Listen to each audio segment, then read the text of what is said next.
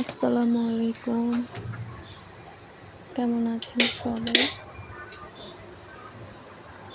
আজকে রান্না দেখাবো।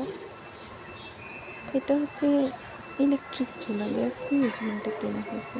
গ্যাসের যে দাম, গ্যাসের থেকে এটাই ভালো। এটা হচ্ছে যে পুঁটি মাছ। এটা আমি খাই না, আমার শাশুড়ি খাবে। আর এটা হচ্ছে শিম, আলু, পেঁয়াজের ফুল দিয়ে ভাজি।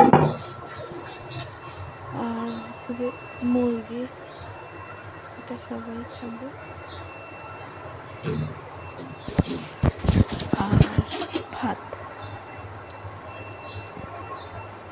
এই এই তো এটাই হচ্ছে আজকের রান্না।